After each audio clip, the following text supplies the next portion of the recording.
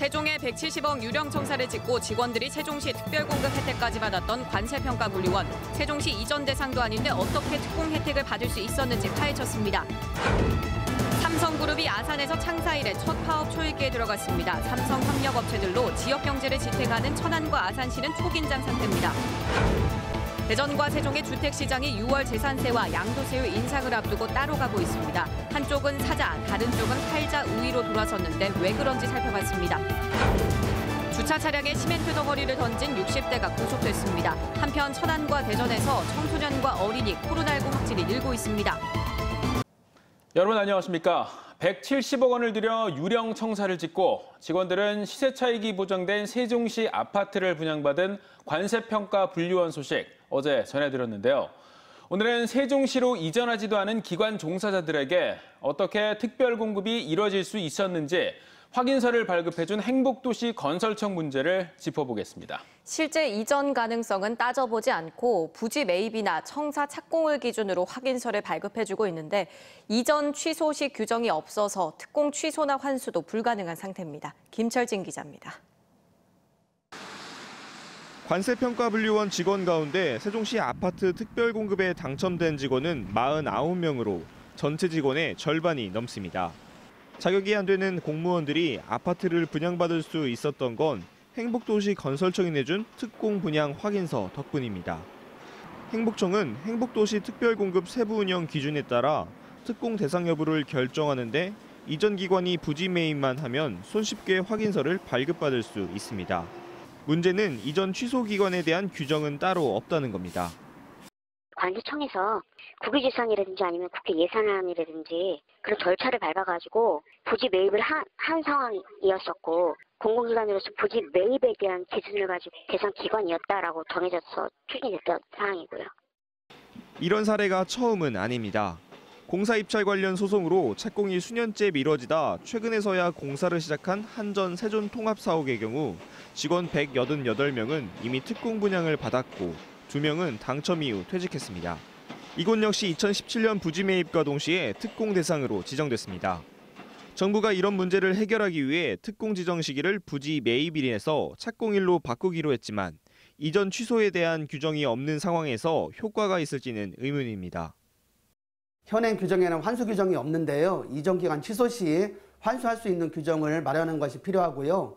대상 기관 그리고 대상자의 범위를 관리하는 통합 시스템이 필요합니다.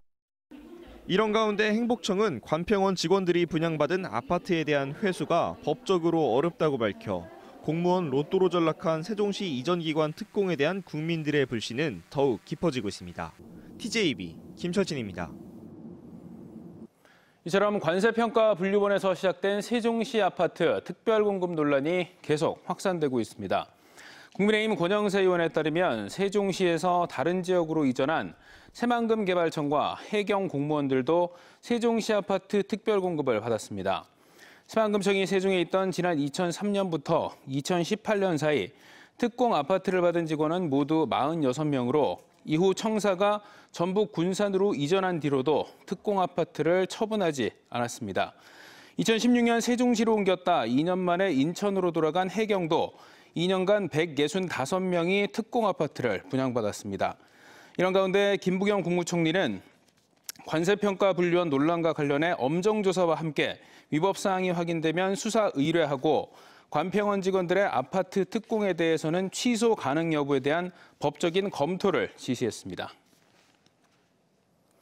부동산 투기 의혹이 불거진 행복도시 건설청 간부급 공무원 2명이 직위 해제됐습니다.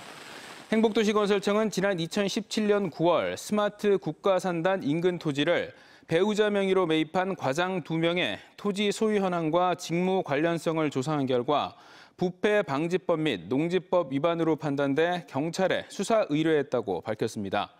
행복청은 이와 함께 소속 직원 본인과 배우자, 직계 좀비속에 대한 세종시 내 부동산 보유 현황과 거래 내역에 대한 전수조사에 들어갔습니다. 한편 아산에선 내부 정보를 이용한 부동산 투기 혐의로 아산 시의원에 대해 검찰이 구속영장을 청구했으며 구체적인 혐의 내용은 확인해 줄 수 없다고 밝혔습니다.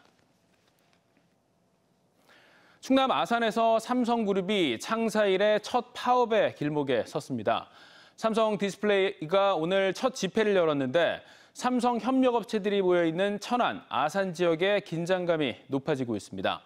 노사 양측이 임금 협상 과정에서 입장차를 좁히지 못한 채 팽팽히 맞서고 있어서 파업이 초읽기에 들어간 모양새입니다. 김진석 기자입니다. 아산시 탕정면에 있는 삼성 디스플레이 2캠퍼스에서 노조의 임금 협상 결렬 규탄 집회가 열렸습니다. 삼성 디스플레이 노조의 첫 집회로 조합원 2,400여 명 중에 100여 명이 참석했습니다. 노사는 지난 2월부터 임금 협상을 위한 단체 교섭을 진행해 왔습니다.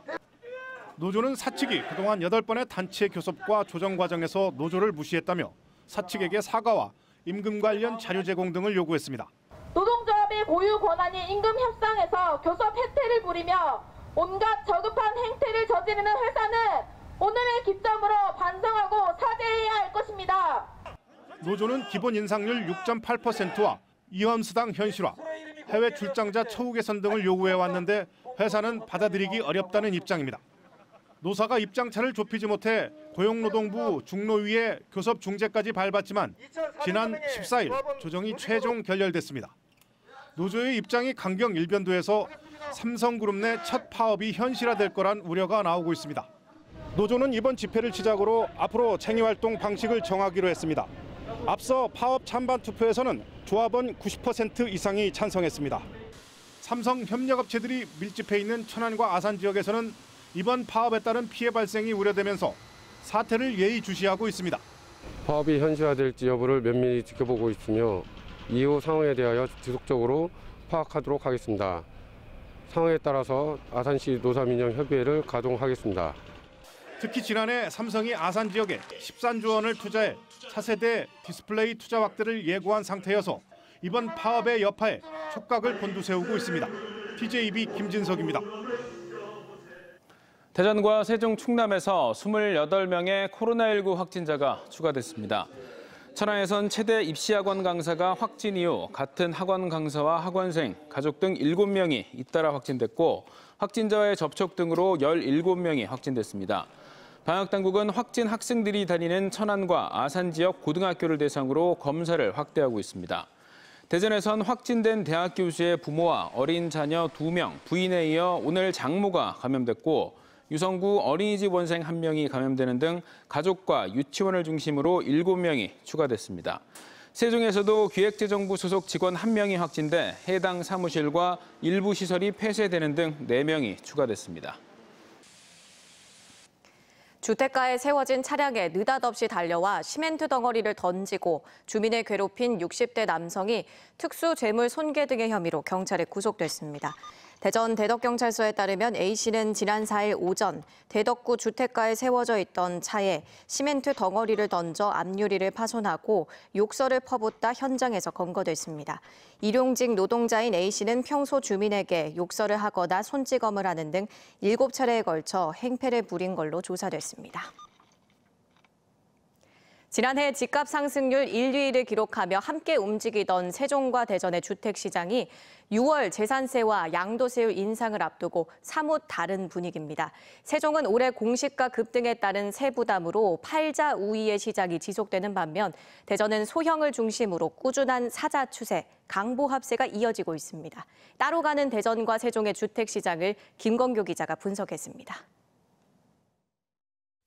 다주택자 양도세가 최고 75%까지 부과되는 등 6월 부동산 세율 인상을 앞두고 절세 매물이 쏟아질 것으로 예상했지만 주택시장 양상이 갈리고 있습니다.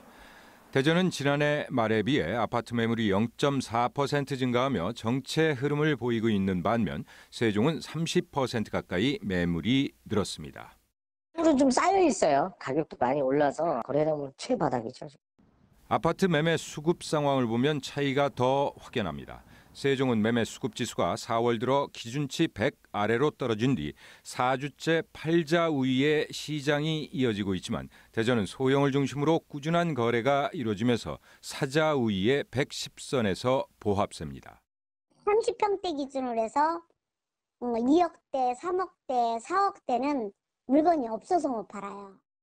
아파트 매매 가격도 대전은 올 들어 누적 상승률이 지난해 같은 기간보다 높은 6.61%를 기록한 반면 세종은 지난해 3분의 1 아래로 떨어지며 전국 평균 상승률을 밑돌고 있습니다. 세종은 올해 공시가 급등으로 세부담이 커지면서 절세 매물이 쌓이고 있는 반면 대전은 가격과 개발 재료 등의 지역적 편차로 저가 소형 아파트를 중심으로 매수세가 꾸준하기 때문으로 풀이됩니다. 세종 같은 경우는요, 이제 공시 가격이 오름에 따라서 세분함이 좀 커지고 있습니다. 그러다 보니까 이제 매물이 좀 나오고 있는 것 같고요. 대전 같은 경우는 아무래도 가격대가 좀 다양하다 보니까 중저가 위주로는 거래가 좀 되고 있는 경향을 좀 보이고 있는 것 같습니다. 다만 대전도 하반기로 미뤄진 분양 물량이 풀리면 상황이 달라질 수 있을 것으로 전문가들은 내다봅니다. 다다음 달 정도부터 이제 대전도 사실 공급이 많이 진행이 되고 있을 예정이잖아요. 그래서 그런 부분들이 조금 진행이 되면은 좀 약간 바뀔 수 있는 상황이라고 그렇게 생각을 합니다. 또 세종 역시 전체 시장 규모가 적어 재료에 대한 충격이 크기 때문에 하반기 이후 대선 전국이 변수가 될 것으로 전망됩니다. TJB 김건교입니다. 대전, 세종, 충남에서 주택 전세 보증금을 돌려받지 못하는 사례가 잇따르고 있습니다. 민주당 소병훈 의원에 따르면 2019년 대전에서 10건 18억 1,100만 원의 전세 보증금 미반환 신고가 주택보증공사에 접수됐고 지난해에는 10건 11억 2,500만 원, 올해는 4월까지만 10건 8억 9천만 원으로 나타났습니다. 충남은 2019년 36건에 48억 3,700만 원, 지난해에는 45건 46억 7,200만 원, 올 4월까지 8건에 8억 6,800만 원이었으며 세종은 지난해 2건 4억 2,500만 원의 미반환 신고가 접수됐습니다. 우리나라 최초의 천주교 사제인 김대건 신부의 생가터가 있는 당진 솔매성지는 이미 유명한 천주교 성지인데요. 오는 8월 김대건 신부 탄생 200주년 행사를 앞두고 김대건의 해 선포식이 열렸는데 국제적 성지로 거듭나기 위한 발걸음이 시작됐습니다. 최은호 기자입니다. 당진시 우강면 솔매성지입니다. 지난 1821년 우리나라 최초 사제인 김대건 신부가 태어난 장소로 지난 2014년 방한한 프란치스코 교황이 다녀가기도 했습니다. 김대건 신부가 25살 젊은 나이로 순교한 뒤 생가터가 고증됐고 순교 100년이 되던 1946년 동상과 기념비를 세우며 소나무 동산을 중심으로 성지가 조성됐습니다. 올해로 탄생 200주년을 맞은 김대건 신부는 2021년 유네스코 세계 기념인물로 선정되기도 했습니다. 김대건 신부가 서한을 통해 전파한 평등 사상과 인류의 빈곤 퇴치에 대한 열망이 현재에도 영향을 끼치는 등 세계적인 인물로 인정받은 겁니다. 김대건 신부님이 유네스코에서 인정하는 세계 기념 인물로 선정되셨고 또 이것은 우리나라 아니면 한 종교뿐만 아니라 더 넘어서 세계적인 인물로의 또 부상을 또 이야기합니다. 당진시는 김대건 신부 탄생일인 8월 21일을 전후해 9일 동안 솔매성지 일원에서 다양한 행사를 준비하고 있습니다. 각종 공연과 전시, 국제학술 심포지엄이 진행될 천주교 복합예술공간은 최근 공사를 마치고 솔매성지 옆에 모습을 드러냈습니다. 당진시는 탄생 200주년 기념행사에 앞서 김대건의 해 선포식을 개최하고 당진 솔매성지를 국제적 천주교 성지로 만든다는 목표를 밝혔습니다. 김대건 신부 탄생지가 당진임을 대한민국을 뛰어넘어 전 세계에 알리고자 이렇게 기념 해로 선포하게 되었습니다. 당진시는 탄생 200주년 기념행사를 김대건 신부의 종교적, 역사적 상징성을 재조명하는 대규모 행사로 계획했지만 코로나19 상황에 따라 일부 변동될 수 있다고 밝혔습니다. TJB 최은호입니다. 5.18 민주화운동 41주년을 맞아 허태정 대전시장은 옛 충남도청에서 열린 기념식에서 시민들과 세계가 함께가는 5월 항쟁이 되도록 노력하겠다고 다짐했습니다. 이춘희 세종시장도 세종시청 광장에서 열린 기념식에 참석해 5.18 광주를 과거에만 머물게 할 것이 아니라 더 나은 미래를 위한 밑거름으로 삼아야 한다고 강조했으며 대선 출마를 선언한 양승조 지사도 도청 별관 광장에서 열린 기념식에서 미얀마 민주화 운동에 대한 연대를 호소하고 양극화 해소 등이 현재적 의미의 5월 정신이라고 강조했습니다. 충남도의회가 민주화운동 유공자와 유족에게 명예수당 지급을 추진합니다. 김영권 충남도 의원이 대표 발의한 관련 조례 개정안에 따르면 소득과 관계없이 매달 10만 원의 명예수당을 지급하는 내용이 담겼습니다. 대상자는 도내에 1년 이상 거주한 만 65세 이상, 민주화운동 유공자 또는 희생자 유가족으로 65세 미만 대상자는 기존처럼 중위소득 100% 이하 소득 기준을 충족하면 매달 생활비 10만 원을 받습니다. 민주당 대권 경선 참여를 선언한 양승조 충남지사가 호남과의 공조를 통해 접점 확대에 나섰습니다.